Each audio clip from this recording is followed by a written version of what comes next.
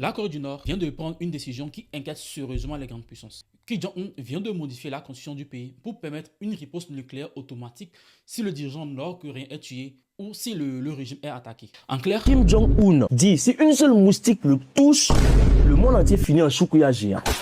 Et ce qui intrigue énormément aujourd'hui, c'est le timing. Pourquoi maintenant? Pourquoi renforcer autant la doctrine nucléaire nord-coréenne? Et surtout, est-ce simplement une stratégie de défense ou le signe que Pyongyang se prépare à quelque chose de beaucoup plus dangereux?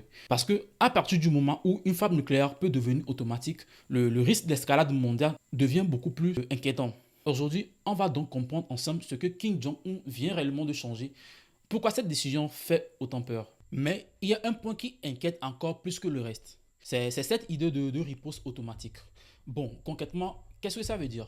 Ceci veut dire que si le régime ainsi que Kim Jong-un est menacé, ou que le pouvoir est en train de s'effondrer, ou même que la chaîne de commandement est détruite, une frappe nucléaire pourrait être déclenchée sans forcément passer par toutes les validations habituelles. Et là, forcément, on est sur quelque chose de très rare. Parce que normalement, dans les puissances nucléaires, il y a toujours plusieurs niveaux de contrôle, des confirmations, des décisions qui prennent du temps pour éviter une erreur irréversible. Mais ici, la logique est différente. C'est presque un message de dissuasion totale.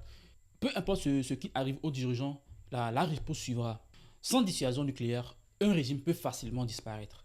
Donc aujourd'hui, pour Pyongyang, le nucléaire, ce n'est juste pas une arme, c'est une assurance de survie politique.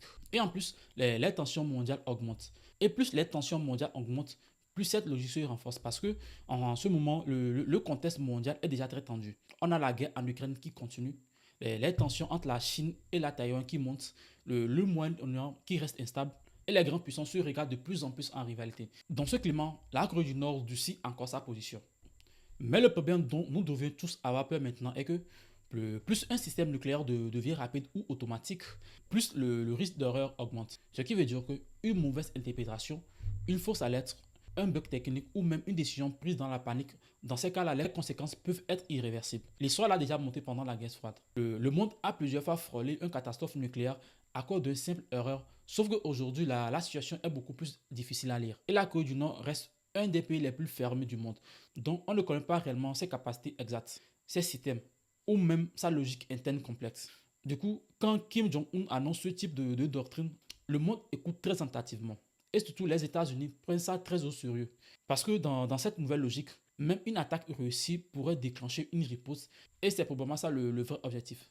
Créer une peur suffisante pour rendre toute attaque presque impossible. Mais du coup, une question reste ouverte.